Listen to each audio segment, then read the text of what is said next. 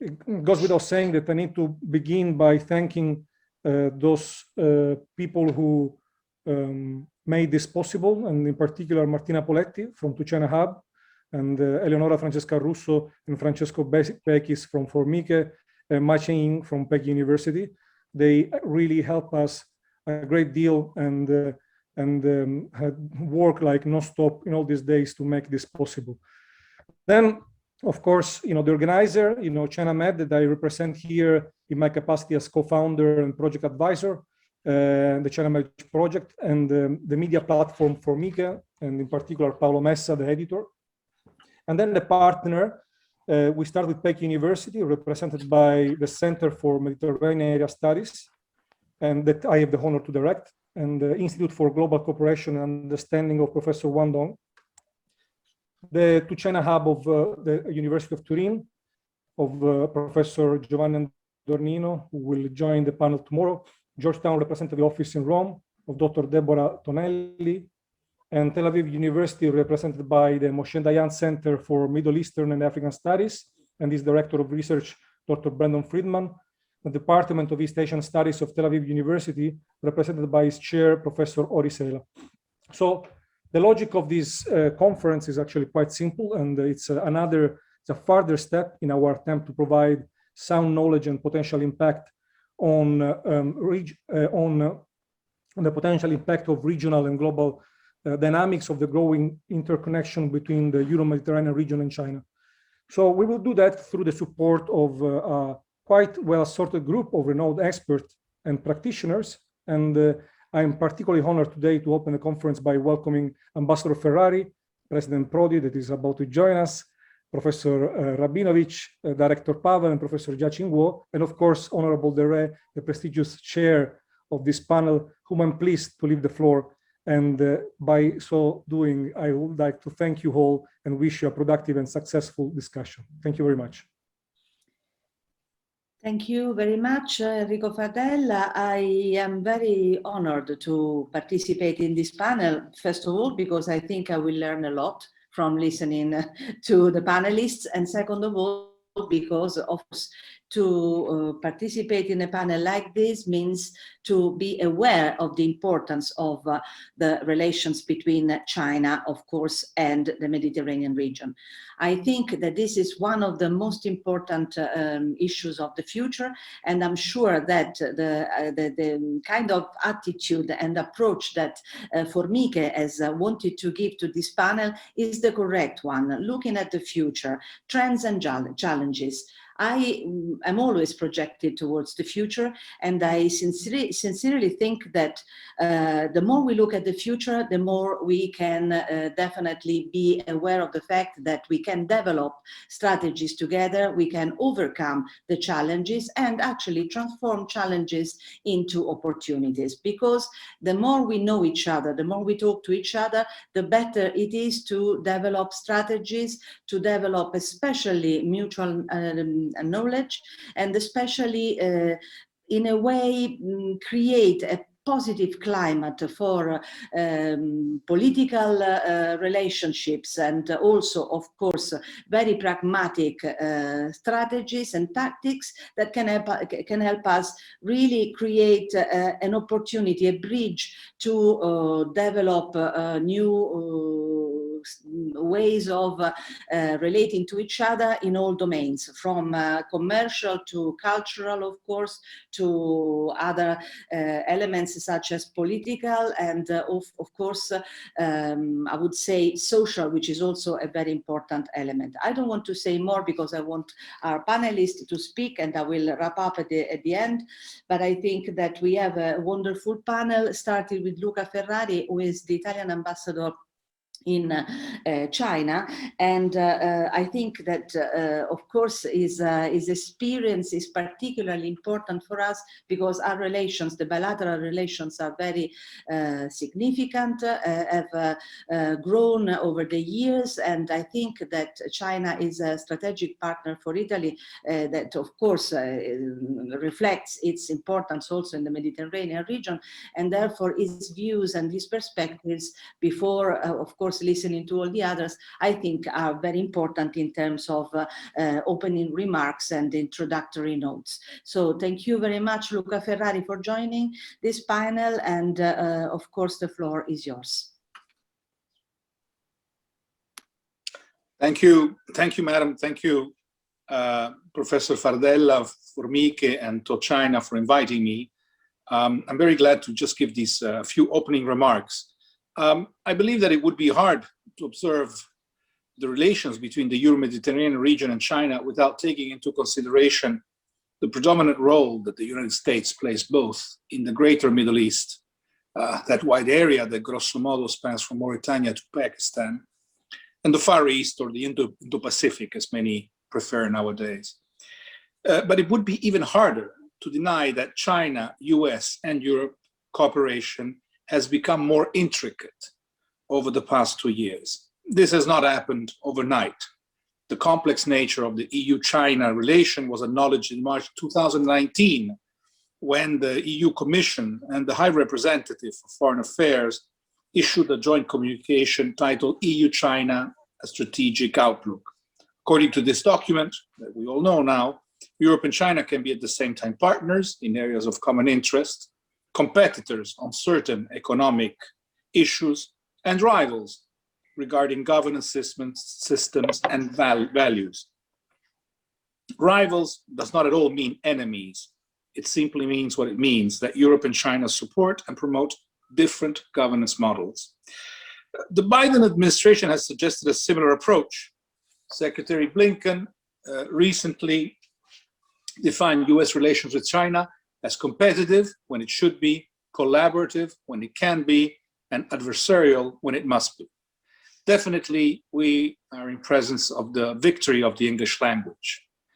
Nonetheless, most Western observers would agree that China can be at the same time a partner, a competitor, and in some cases a rival.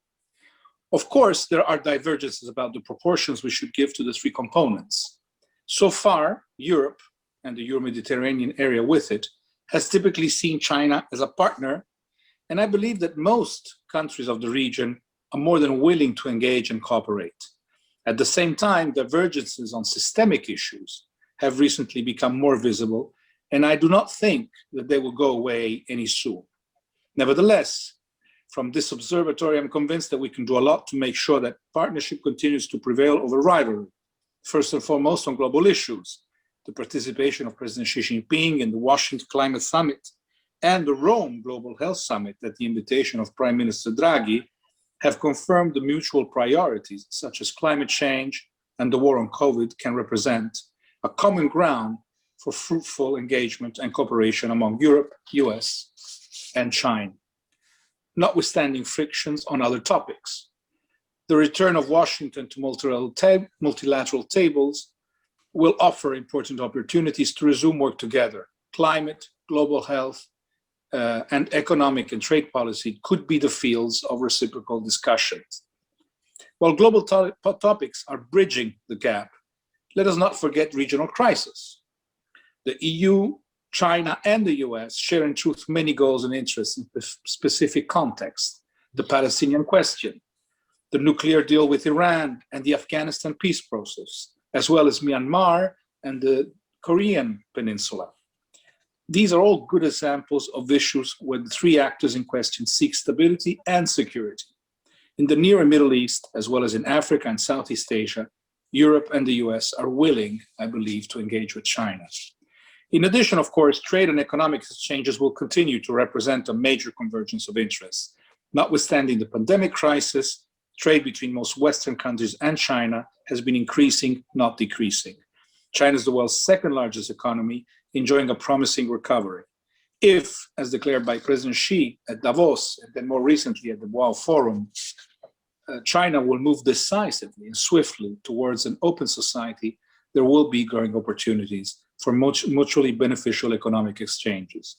The G20, currently under the Italian presidency, represents more than many other fora the relevant common platform and laboratory to foster cooperation between Europe, the USA, and China, between the Euro-Mediterranean region and China. But let me just finish quickly, one must not forget that in the next decade, China will represent by itself 1/3 of global growth. Another third will come from the OCDE area, a final third from the rest of the world, including Brazil and India. It is impossible to ignore or decouple from China, or from Asia for that matter. In the short term, time has come to work with China to jumpstart globalization, to implement a rules-based multilateral system, to review the rules that govern the WTO and world trade. In the longer term, the idea that we can slow down China's growth is not a good one. It is actually a dangerous one. On the contrary, the Euro-Mediterranean region in particular must find its own way back to growth. Allow me a last quotation. As the Red Queen clearly put it to Alice in Lewis Carroll's novel, we must run as fast as we can to just stay in place. Thank you very much.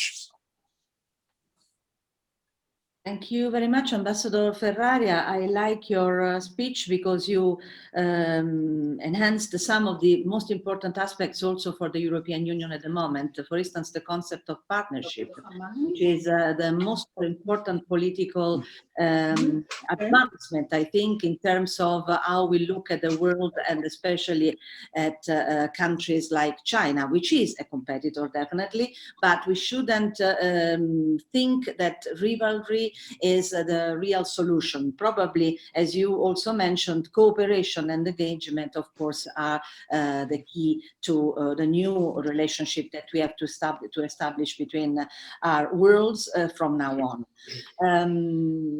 I don't see President Prodi. Is he here or not? It seems that he's not here with us yet. So I would like to proceed with Professor Itamar Rabinovich, President of the Israeli Institute, former ambassador of Israel to the United States, former president of Tel Aviv University. Please, you have the floor. Thank you very much. I've been asked to speak about 5 most important global issues of the day as a context for the discussion of the specific topic of this conference. I will address 5 issues that are all interrelated. I'll begin with the need for a new international order or architecture. Nowadays, there isn't one. Ambassador Ferrari spoke about the complex relationship between the United States and China, and there is Russia, another actor, and these rivalries and partial cooperation do not constitute a functioning, coordinated international system that can cope with the underlying issues. Let me bring 2 examples from the Middle East region. One is Iran. There clearly is a need to deal with the Iranian nuclear. Let me just cite one major reason. If Iran develops a nuclear weapon, so will Saudi Arabia and Egypt and maybe Turkey. And if these countries go nuclear, then the whole regime of nuclear control will be totally undermined. It needs to be done, and the solution to the Iranian quest for nuclear weapon is political diplomatic. It must not be military. For this to happen, China and Russia need to collaborate with the Western partners to the JCPOA. They did collaborate in coming to agreement on the first term, but of course, the United States had to reduce its size, and the result was that it was not very popular in the United States. President Trump came out of the agreement. President Biden wants to go back, but without effective Chinese and Russian cooperation, the issue could not be addressed and resolved in a political diplomatic way. Another example is the Syrian crisis. It today seems to be off the center stage. It is not.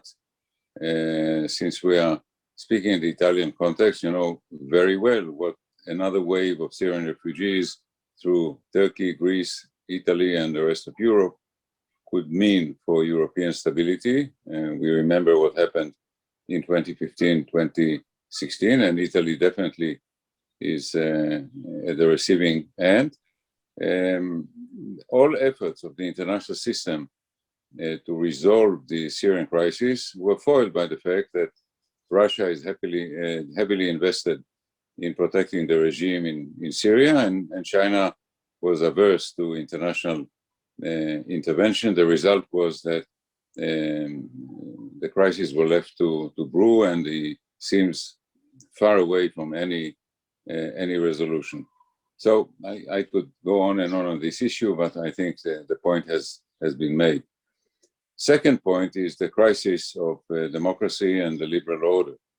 It's evident in countries that have new and fragile democracies, and say in Central and Eastern Europe, but it's also visible in many countries with a longer democratic tradition, beginning with the United States itself, moving on to Britain, and even in countries of Western Europe. If we look towards the elections that are just over the corner in France, and issues in Germany and other countries. In my own country, Israel is facing a crisis of democracy, and there is a major challenge to the larger liberal order that had been predominant since the end of World War II. It's both a political and ideological effort that needs to be made in order to reinvigorate, strengthen, and put both the democratic governance and the liberal order back in place. Thirdly, the issues of environment, energy, and climate, they are all interrelated. There is no denying the impact of climate change on different parts of the world. Negative in most cases. Just the other day, we saw the news about Russian deployment in the Arctic parts of Russia, given the fact that ice melted in the ocean, and Russia feels vulnerable. Tropical storms hitting the United States, and so forth and so forth. And clearly, one needs to deal with the larger strategy of protecting the environment, and of course finding alternative sources of energy. This has to be an international effort, and it's obviously a very important issue on our agenda. Fourth is immigration, and if we look at the globe, then almost every flourishing, thriving part of the world is the destination of potential and actual immigrants from poorer parts of the world. Europe has to face waves of immigration from the Middle East and from tropical Africa, the United States from Latin America, Australia from neighboring regions, and so forth and so forth. And it's just going to become a much more acute issue, because the numbers are growing. The pressure will grow. Traditional policies do not hold. More coercive policies are not popular, and of course collide with our system of values. But it is the fourth major issue. And the fifth and last issue I'd like to put on the table is inequality. Inequality both between the parts of the world and countries, and inequality within countries. And we can identify the root of the problem around 1980, when polarization and divergence began to occur in a big way. And we are familiar with all the indices of inequality in the United States, in Western Europe, in my own country, and of course between these, the OECD countries and other countries. It has to do with immigration that I mentioned before. It has to do with many other issues. There cannot be stability inside countries and stability in the relationship between countries before these issues of inequality are dealt with. And of course, the pandemic has just highlighted some of these issues. So to put these issues together, and we can see the interrelationships between and among all of them, this puts an awesome agenda for anyone interested in stability and prosperity in the global arena. Thank you so much. I'm done.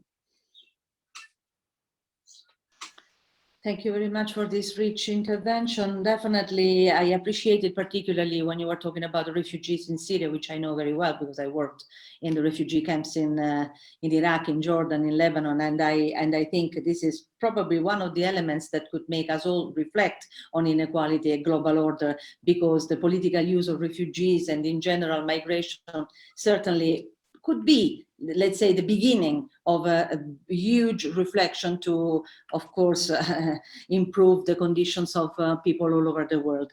However, I am really honored to give the floor now to President Romano Prodi, whom I see at the center of my screen, former President of the European Commission, and also, as you all know, former Italian Prime Minister. Please, Romano Prodi, the floor is yours. Thank you so much for the invitation. I enjoyed it. Sorry I was a little late to join you, but so is life. My task is to give a framework or 5-10 minutes, as I've been asked, on the political picture of the Mediterranean. Of course, with the final hint to the Chinese interest of the Chinese relation, but mainly what is happening in the Mediterranean and what will be in the future. First of all, my starting point is that we must take a great consideration the American policy. Till 15 years ago, the engagement in the Mediterranean was total.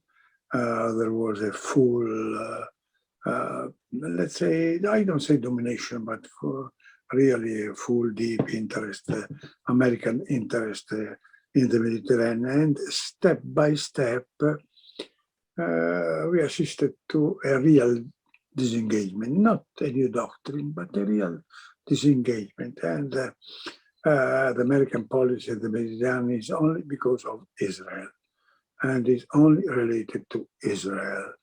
And we have been left with an empty space, in theory, with a great room to Europe and question mark to new local powers. And it was unexpected, by step, the empty space has been filled by Turkey, first of all, and Russia, and only marginally by European Union. And this is, I repeat, what was unexpected. From the global point of view, domination. The most important role is Turkey. Turkey has a global project for the Mediterranean. Cyprus, Syria, Libya, but not only that, the Balkans.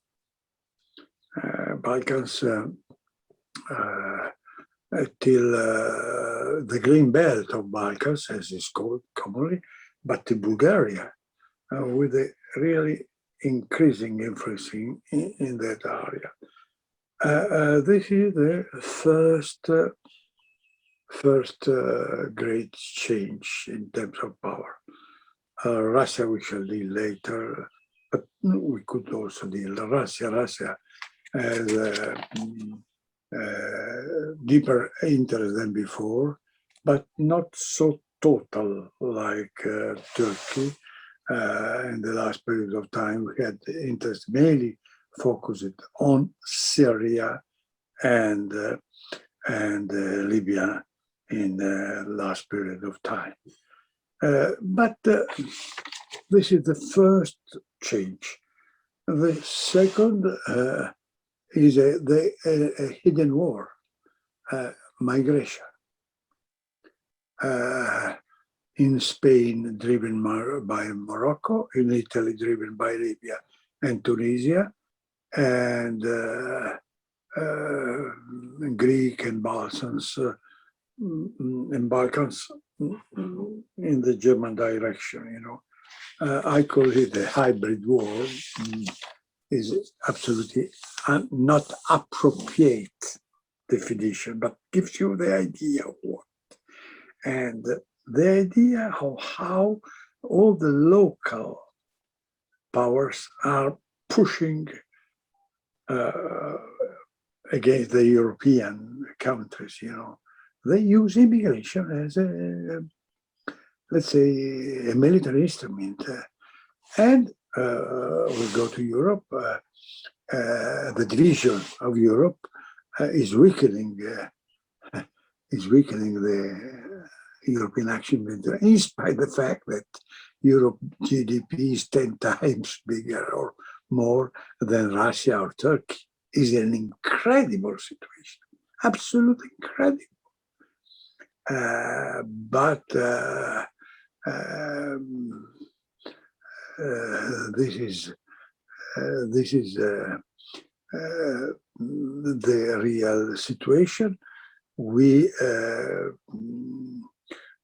could also have, of course, a very easy military influence, or at least training local forces.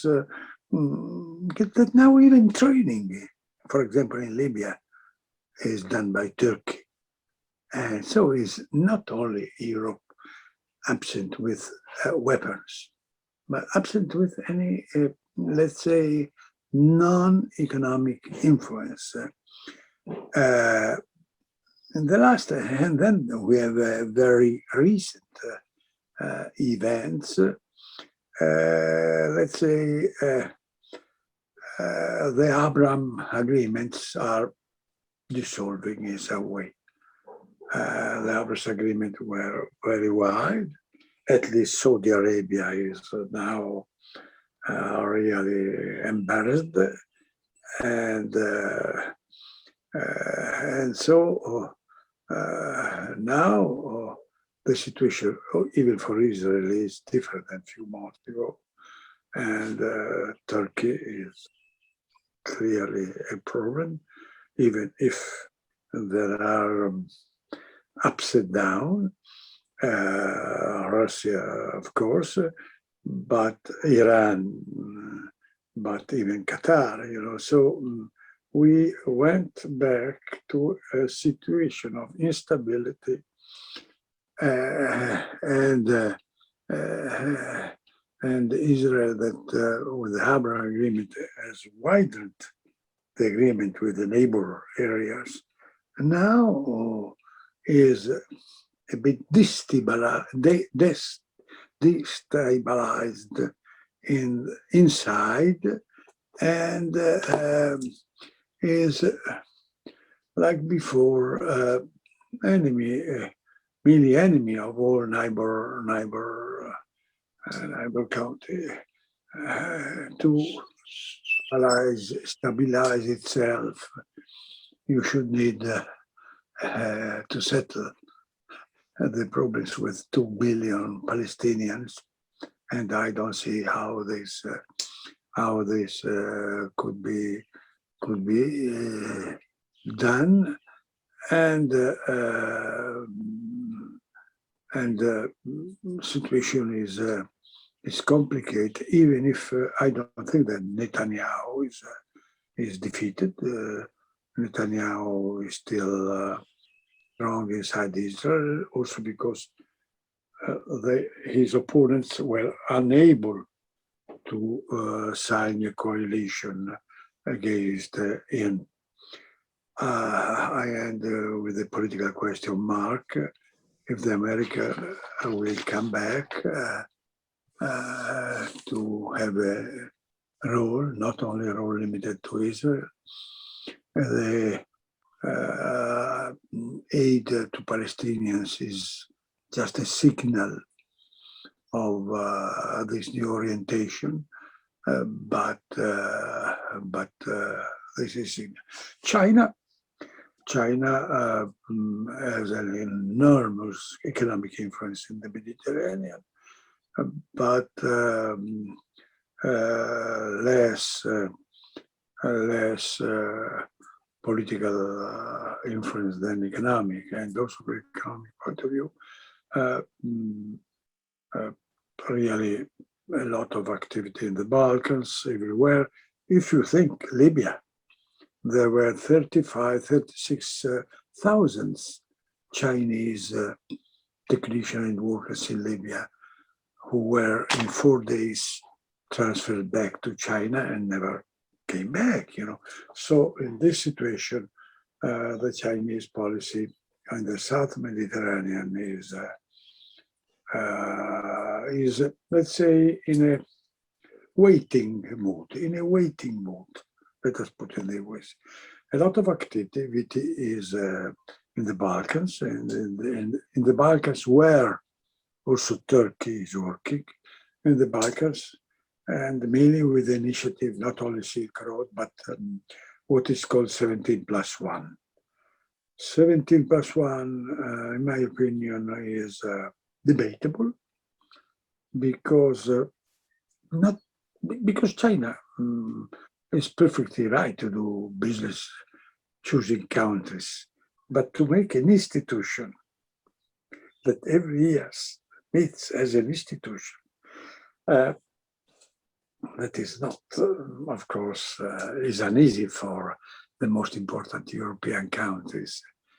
I don't think it has been, a positive step. I do hope that we must, in some way, change the situation. It was easier a few months ago with the signature of the investment treaty of the project of CAI, but now everything is frozen. You know, honestly, I don't understand the increasing of the level of the sanctions. You know, when you put sanction to members of the parliament, you oblige the parliament to stop all the agreements with China. So I don't think that, I repeat, it was not my task. My task was to give a picture, and my minutes are over. My task was to give a picture, but it is clear that we must change some attitude on both sides if we want to reopen the relation, because in this moment it's formally impossible to do anything, you know, 17+1, then sanction for the problem of Uyghurs, and I didn't talk about that, and the tension that is bringing with Turkey, and particularly, but this is always with us. Then the strong sanction, even I repeat, against members of European Parliament, and then everything is frozen. I think that I do hope that we understand that on both sides something must be defrozen. Thank you. Thank you very much, President Prodi. The picture you have drawn in front of our eyes is a picture of with strong colors, definitely, and I think that there is a lot that can be discussed, especially in the speeches of the following panelists. I think that your idea of this waiting mood for China, and also of course, enhancing the fact that whatever decision a country takes has a huge impact on the different regions of the world is very important, and of course requires some sort of reaction and preparation for the future, because preparedness is another one of those very important keywords we have to keep in mind in all the policies we define from now on. So thank you very much, President Prodi. I would like to give the floor now to Mr. Barry Pavel, Senior Vice President and Director of the Scowcroft Center for Strategy and Security at the Atlantic Council. Please, the floor is yours. Well, thank you very much. And it's really, to say it's an honor is an understatement to be on a panel with such distinguished officials and leading experts. I think I'll be very direct and clear, just in the interest of provoking a very productive and rich conversation. I was asked to outline my thoughts on what are the broad global trends and challenges that might also affect the Euro-Mediterranean region, in addition to the broader world. And I do believe that we're in a new era of history, and I'm curious as to what future historians will look back and label this era. So I'll talk initially about 5 parameters of the big trends that I see, and then come back to some what I think are the core issues for the Euro-Mediterranean region. First, what we've come to know as great power competition. This is really the return of history and geopolitics as major nation states seek to navigate the new conditions that we're in. I think Robert Kagan put it very well. He said the jungle is growing back. And to me, this is one of the key driving and defining characteristics that will really affect all of what we're talking about. But second, we're still in the digital age, and in the way I think about it is we're still at the very beginning of the digital age. We have these vast suites of new technologies and their applications continuing to spiral out almost on a weekly basis. We're so lucky that we had a manifestation of that with the mRNA vaccine technology, for example, but a lot more. And so the decade of the 2030s, to me, from the people that the specialists that I speak to, it'll be quite startling to all of us in the scope of the technology-driven opportunities and challenges, in particular as the biotech age begins to dawn. Third, we're in a new information environment. Previous eras featured much less data that generally was of higher integrity. And we're now at the opposite end of the spectrum. We are awash in volumes of data that humans have never encountered before. And that data is often of highly uncertain quality and trustworthiness. And so we really need new forms of communication and authentication of all types of data. And the way I see it, these 3 factors, they play on each other. Great powers are using technologies, in some cases, using them for disinformation purposes. And so I see a big 4th trend as domestic challenges within Western democracies. This is a result of the previous 3 trends. In particular, I see great power autocracies leveraging digital technologies to confuse, spread disinformation, and sow dissent within and among Western democracies. The democratic polities were founded on the principles of civil discourse, as most of you know, in Italy, and the discourse is engaged in by known and trusted participants. So this is really a different challenge for democracies to overcome. I am very optimistic. We democracies always take a while to get to the right place, but we always do seem to get there. So I do think this is a noteworthy trend though. And of course, 5th, you can't talk about the future of global challenges and trends without also talking about the existential threat to our species, to our planet, climate change, one that we hope will feature rapid and meaningful cooperation among all countries, including China. And since China is the focus here, it's important to note that as a recent Scientific American research article stated, China's greenhouse gas emissions exceed those of all other developed nations combined. And while other countries, including the United States, contributed to the buildup over the many decades, right now that's the fact. And so China, I think, could play a particularly important role in mitigating global climate change by reducing resources for other purposes and focusing as much as possible on reducing their own emissions and working with others on climate goals. So those are the 5 major trends. And then in terms of how I see all of this playing out, I see the United States, and I really associate myself with Ambassador Ferrari's remarks and Professor Rabinovich, President Prodi. These were, I really think a lot of what they said really is going to be the case.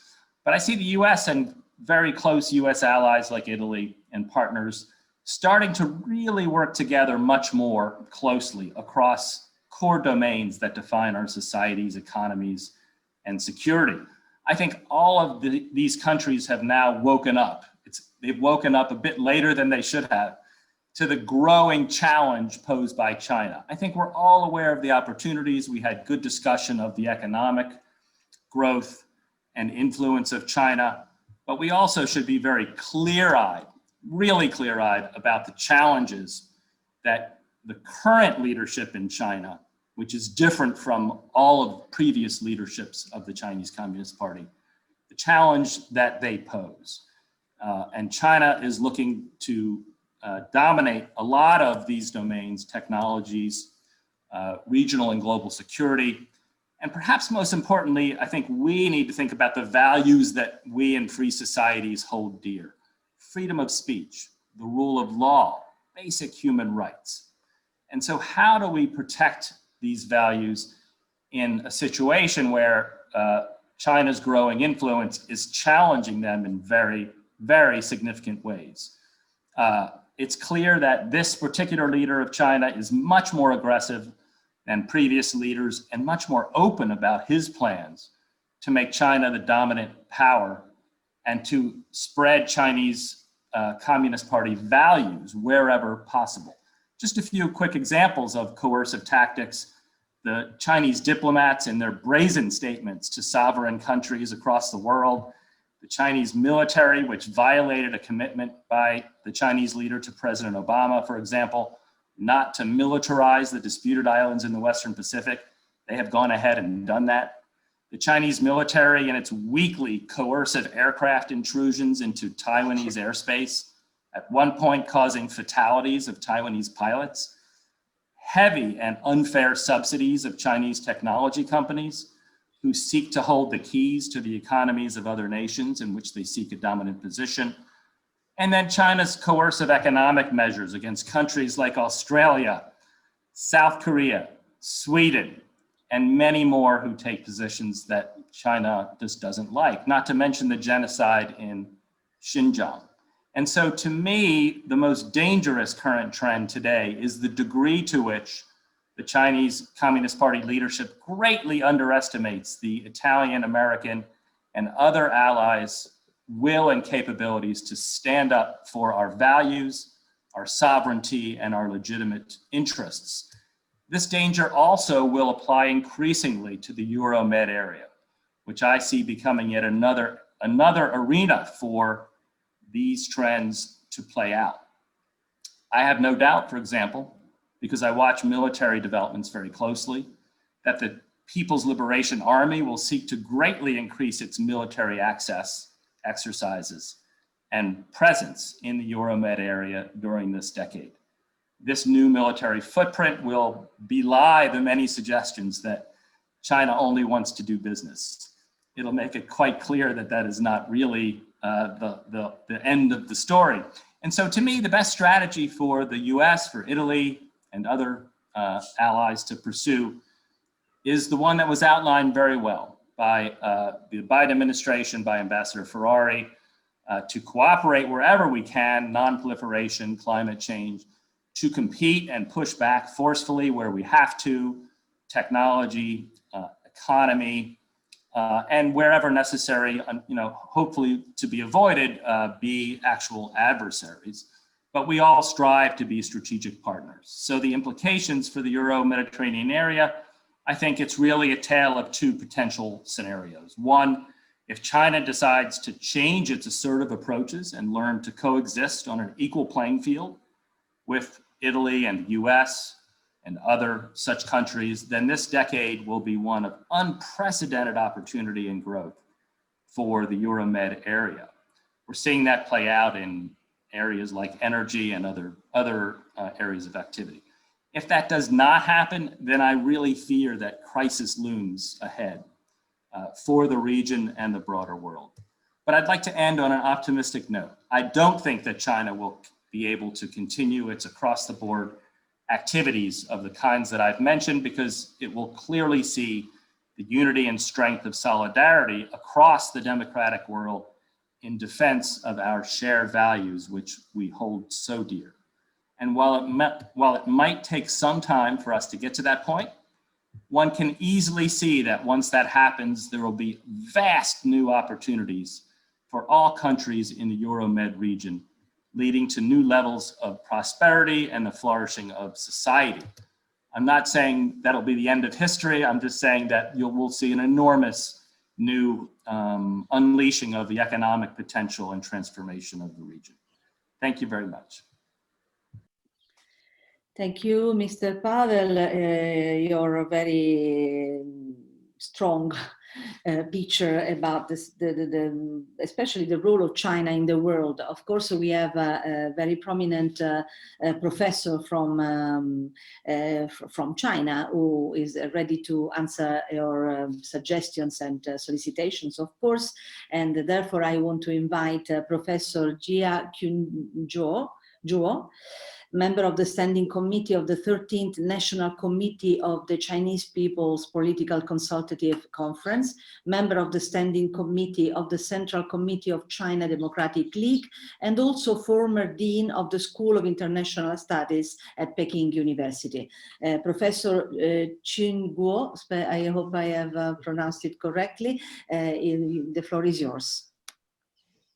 Oh, thank you very much, Chair. It's a great honor for my institute, the Institute of Global Understanding and Cooperation at Peking University, to be a partner of this project, this conference, together with Formici and China Med Project. I feel privileged to speak on this distinguished panel. The topic of this panel is looking at the future trends and challenges. Let me outline some of the broader trends in the world that I believe have been in process, and then some thoughts about what we should do in this world of great change and uncertainties. The first trend, I think, is the rise of nationalism. The rise of nationalism is more visible than everywhere than before. You can find it in the rise of the rightist forces in Europe, the Brexit, the election of Donald Trump, and its continued influence in American politics since he left office, Russian annexation of Crimea, and the increase of in trade frictions between countries. It has also been seen in China, for example.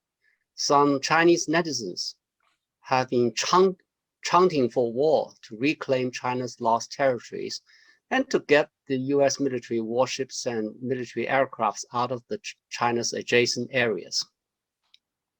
The rise of nationalism has a disruptive effect on the development of cross-border trade and investment, on management of territorial and maritime disputes, and also international cooperation to address various global challenges. It threatens to make the world a less prosperous and a less secure place to live. Remember the 2 world wars the world went through, in part because nationalism? The second trend is that what I call deglobalization. slowdown in the economic growth growth of trade and investment has become a reality. Actually, in part because of the global pandemic in recent years. Fearful of the implication of new technologies such as 5G and AI may have on national security, there is increasing call for decoupling or self-sufficiency to address the perceived threats. This is especially true in the US and in China. The Biden administration's efforts to press its allies to cut its ties with China in high-tech cooperation and certain links in the supply chain has also accelerated this trend. Deglobalization is also seen in in other areas, such as increasing obstacles to people-to-people exchanges. There are increasing restrictions on exchanges in science and technology between especially China and the US. And international education, academic exchanges, media coverage in the name of national security. There are so many restrictions now to govern people-to-people exchanges. It's incredible. I think this trend of deglobalization bodes ill for the world. Among other things, it threatens to undermine economic prosperity and lower the threshold of military confrontation. The third trend is changing balance of power. In recent years, there is much talk about the so-called Dongsheng Xijiang in China, which means the rise of the East and the decline of the West. Although it has been exaggerated, it also reflects a broad trend of development in the world. Statistics show that the Group 7's Group 7's share of the world's GDP went down from 60% in 1992 to 47% in 2015. It further dropped to 30.15% in 2018. And it is projected to go down to 27.26% in 2023. According to the decline, although the decline in military capabilities is more moderate, the share of NATO's spending has also shrunk from 2/3 of the global defense spending to little more than half in 2017. The political infighting in Western countries, especially in the US, and their inability to address various kinds of domestic problems, ranging from fighting the COVID pandemic, economic growth, socioeconomic equality, drugs, street violence, infrastructure development, and ethnic conflicts. This has led to increasingly critical scrutiny of the once veered Western model of development. This development has created much anxiety both in the West and in the East. Both finds it very difficult to adjust. Whereas the West finds it difficult to adapt to the rise of the East finds it difficult to appreciate the limits of its power. It also comes at a time when the world most needs the leadership of the West. Instead, however, what the world finds is the Trumpian approach characterized by blaming other countries for their own domestic problems, and even efforts to undermine the existing international mechanisms of global governance, such as WTO and WHO. The fourth trend is the revival of Cold War-like ideological competition. It is with much irony that it is the US under the Trump administration that launched the ideological warfare against China. It is also ironic that the Biden administration appears to have inherited this Trumpian legacy. The US ideological warfare against China reflects more its imagined implications of China's success in domestic governance and international influence, its leadership and security, than what China has actually said and done in the real world. Has China advocated an alternative model of development to the rest of the world? No.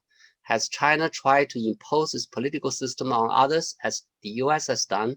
No. Has China tried to change the international laws and norms to reflect China's own political priorities and values? No. The fact is, first, despite reform and openness of policy of China in the past 4 decades, China has never changed its political system and official ideology. How come suddenly we have an ideological competition? Second, despite its rise, China has never developed an alternative ideology to compete with that of the US.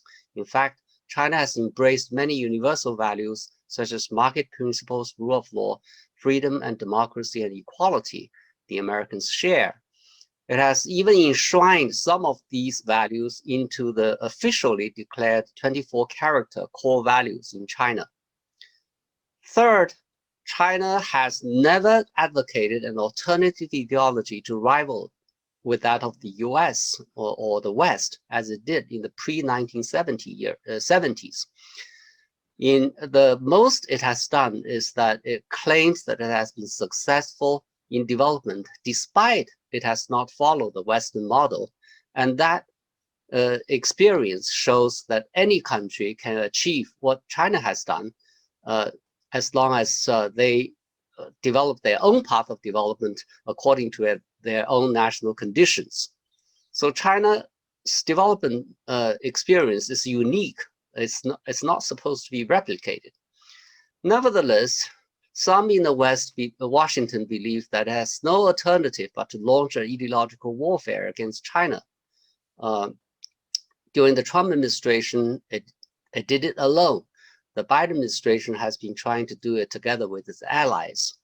Since the US wages such much influence in the world, if it says there is an ideological confrontation or competition, many believe it exists. The danger of ideological competition is that it introduces identity politics into interstate relations and make rational management of such relationship very difficult. It provides ideological fantasies to poison the relationship to the point of no pragmatic accommodation, sometimes necessary if we wish to live in peace together. Finally, one finds the trend of the rise and decline of two overlapping interpretations of international order. Now, most countries subscribe to the post-war world order established by original members of the nation states under the leadership of the US.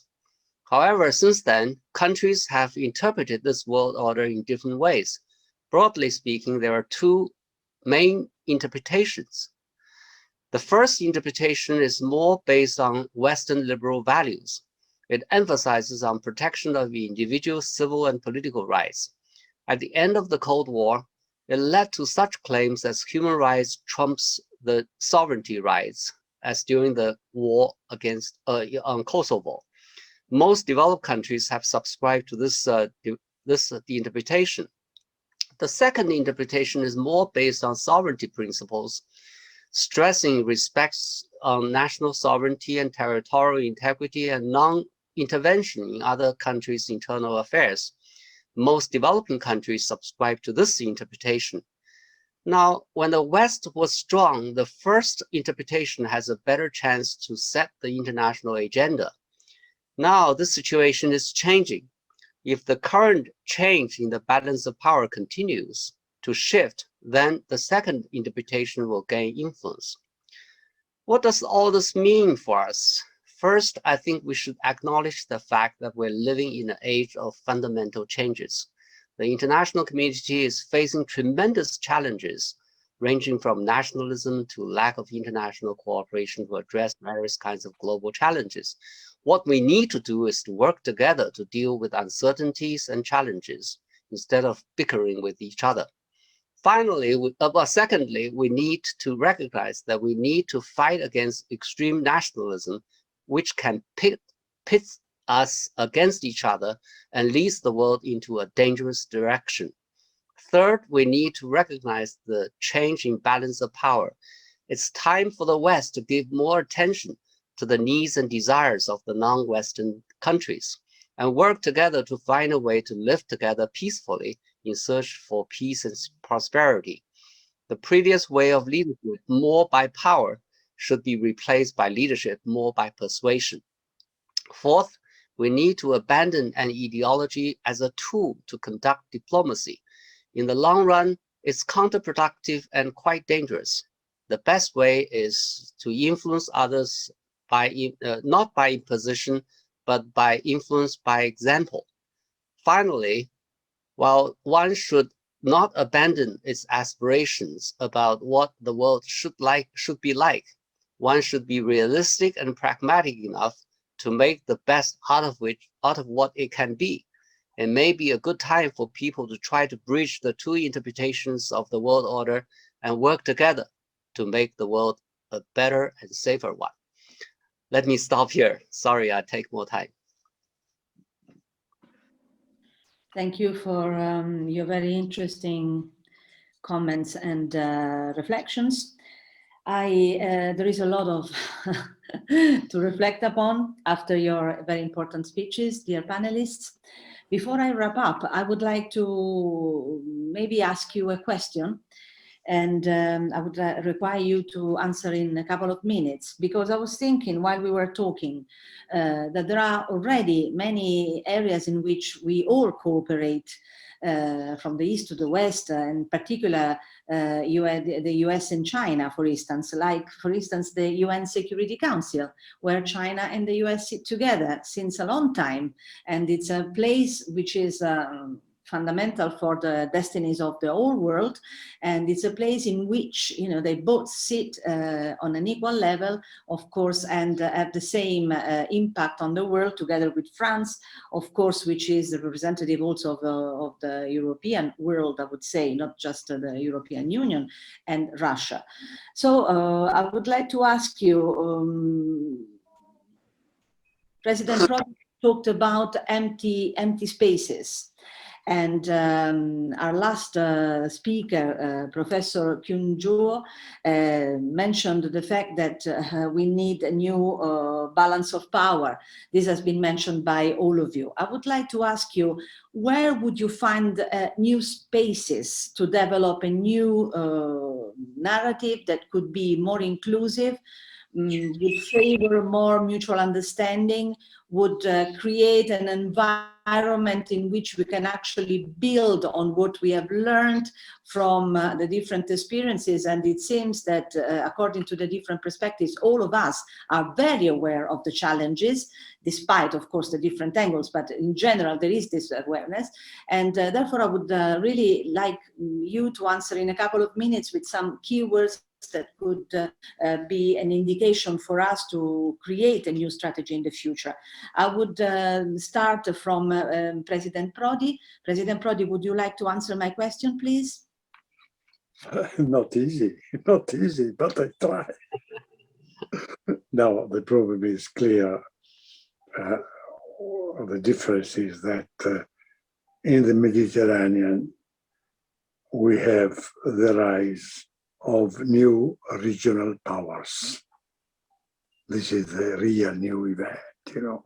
And then it becomes very abstract to talk as we should be in the previous situation, in which you could have Americans dictating the rules to the local power, especially after the end of the Soviet Union. This was like a clear message. The Mediterranean is also, because of Nato, is an American influence. Now everything is changing.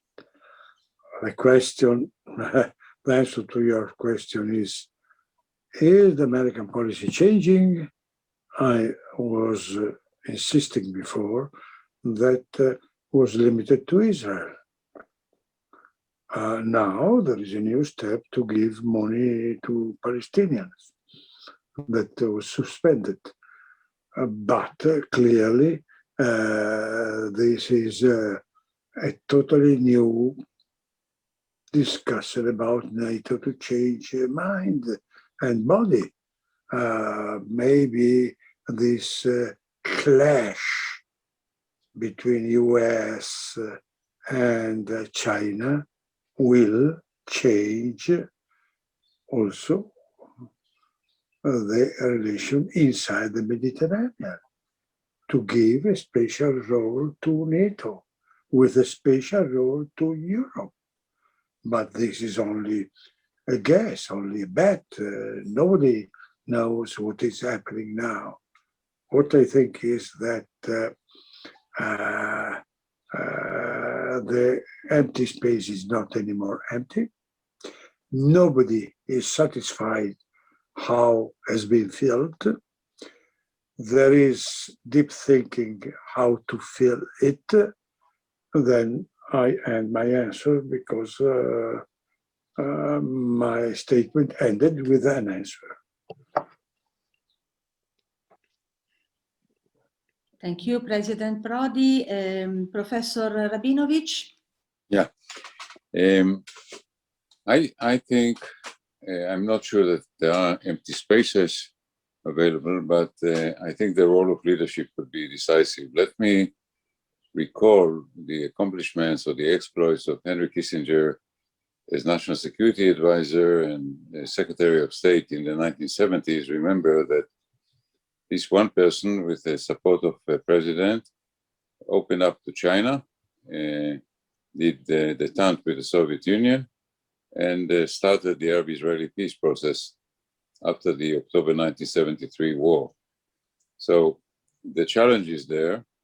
Do we see an American leader who can rise to the occasion? Do we see a Chinese leader who can rise to this occasion? I have no expectations of Vladimir Putin and Russia, but I think the ball is in the court of either the United States of China for a leader, their leader, to come up with a policy that I think would mitigate conflict and enhance cooperation.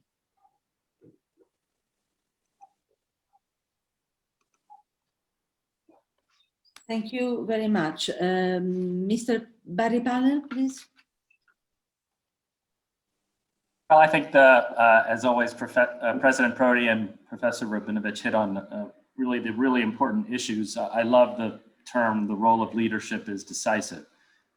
There have been historic periods in the past where great leaders have risen to help get out of major security crises. And so Henry Kissinger was mentioned, Brent Scowcroft, ending the Cold War, by helping President Bush to work with President Gorbachev and end the Cold War without a single shot being fired.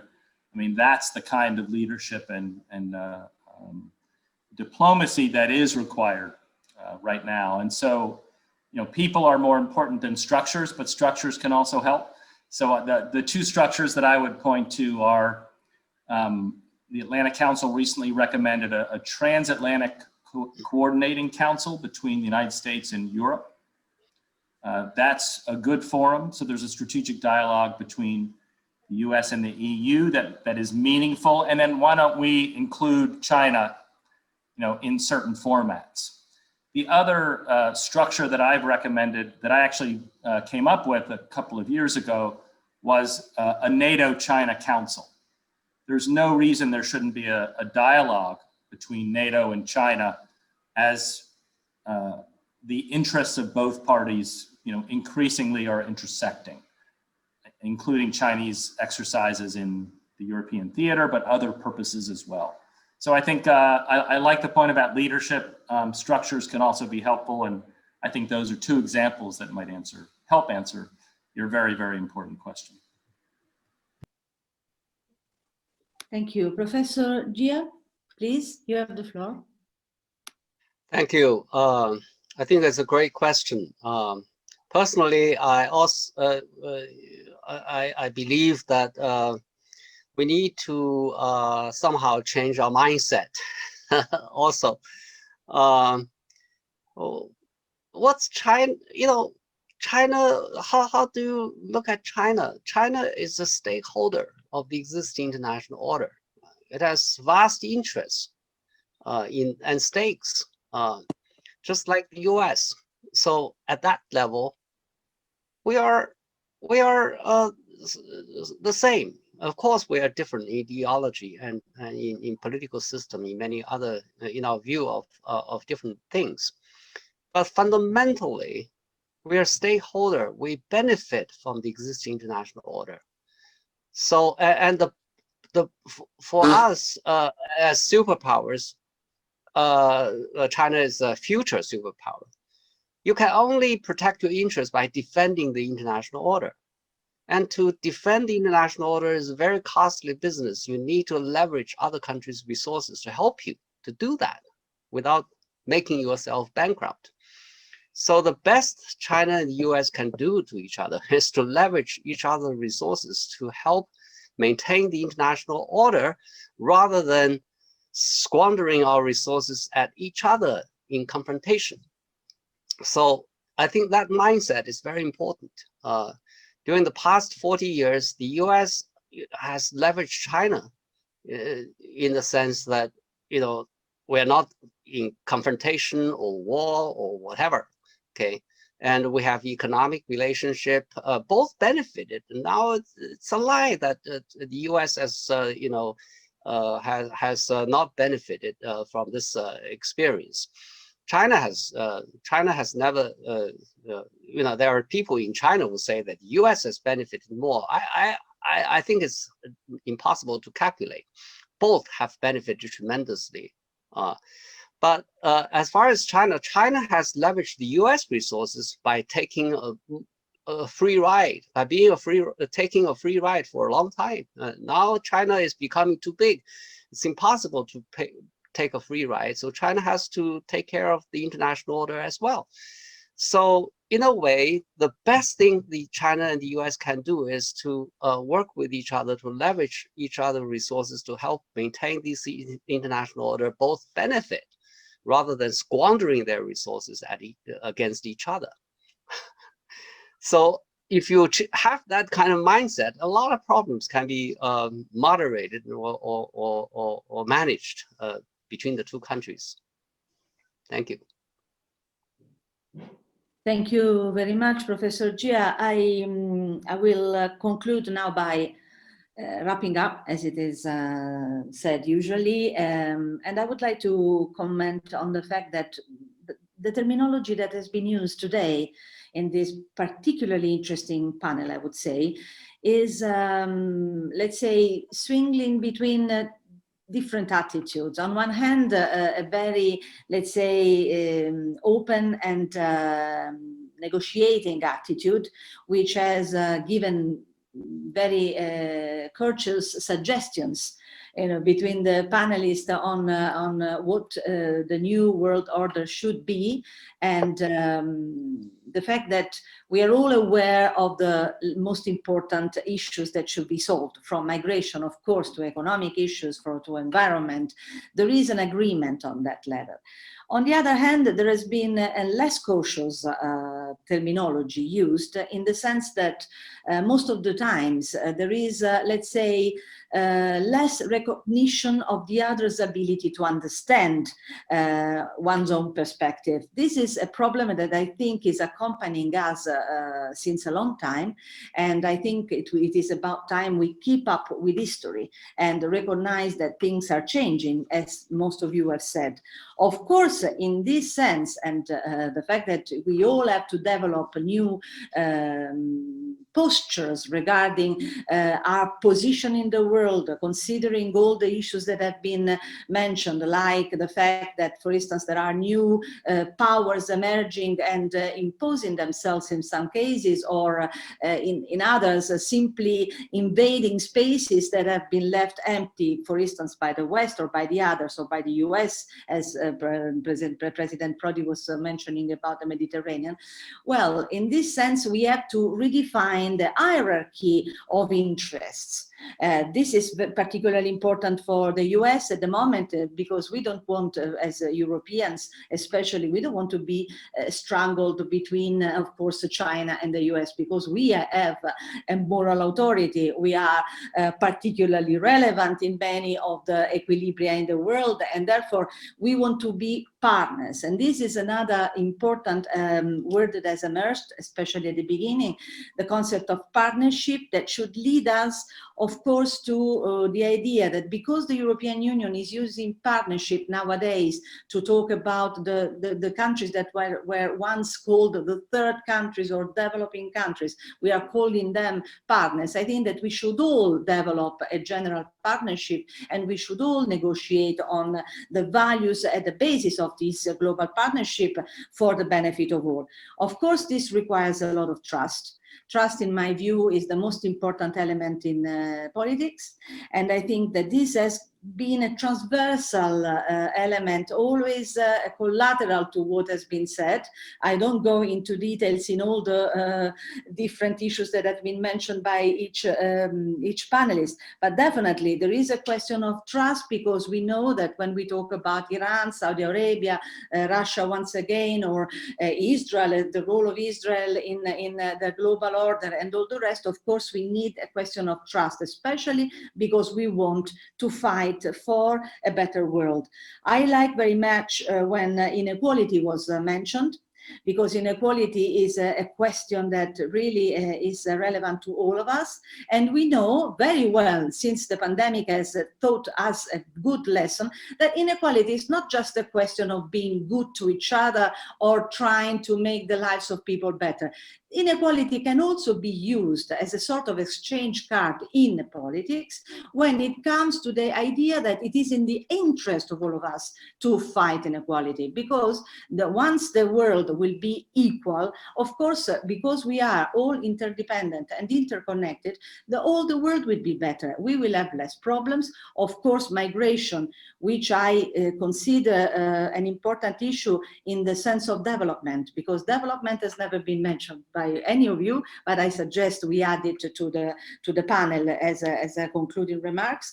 In terms of development, also migration could be, of course, reduced and also managed better, because we concentrate in particular on development and we reduce inequalities. So what we need is definitely abandon this waiting mood that somebody has mentioned. Waiting is not good, because history is running faster than us, definitely. We have certainly experienced this with the pandemic. Therefore, we cannot wait. We have to negotiate. We have to be aware of the fact, as you were mentioning, that the impact of the different choices and different strategies of the countries is immense, and therefore we have to somehow negotiate the position we all of us share to make sure that the result is the best for all of us. It's not easy, definitely. You were mentioning this, all of you, showing that there is a strong awareness of the fact that the redefinition of interest is really very complex, but it is possible, I think. Of course, I appreciate the frankness of all the panelists. I appreciate also the call to the West to redefine its position in the world. It is true that the world has changed. It is true that we cannot rely anymore on our reputation only. It is true that we have to demonstrate that the values in which we believe, that for us have been huge and fantastic achievements, especially social achievements, that we have built day by day over the centuries, are worth to be respected, especially in terms of human rights. I know that this is not anymore, let's say, accepted without any kind of critical attitude. I think we have to re-win the moral authority that especially the European Union has in this field, but we are ready to do so, I think. as well as of course, as soon as we understand that we have to do this. And therefore, I think that we can definitely conclude by saying that all that you said can be summarized and synthesized in the word nexus, creating nexus between different aspects of all the things we have talked about, and also system. Talking about a system which is, let's say, overcoming the typical international relation concept of world system, but thinking about an interaction, integration of policies, narrative that could be more inclusive, and mutual understanding that must be based on sharing the ideas. I think that this emerges from all that has been said in a critical way, but critiques in this way are very constructive, and I think that this panel, in this sense, really deserves to be watched for those who will watch it, and of course to be remembered. Probably I suggest also to be transformed into a publication, because I think that it's particularly relevant, the attitude that all the panelists had towards the matter, without any kind of filter, with great sincerity, and this helps to build the trust that we need from now on as a key word for all our relationships. Thank you. Thank you very much, Honorable Thank you. Thank you. Thank you, President Prodi, Professor Rabinovich, Director Pavel, and Professor Jia. Was great discussion, great exchange. See you soon. Have a good day. Bye-bye. Thank you. Bye-bye. Thank you. Thank you, Prodi, Prime Minister Prodi. Thank you. Thank you. Good to see you again. You in a good shape. Thank you. Thank you. Thank you so much. Take care. Take good care of yourself. Hope to see you again in Beijing. Yeah, I was telling the same. Let us hope to meet again, because now Sure. we are in jail. Thank you. Okay. Take good care of yourself.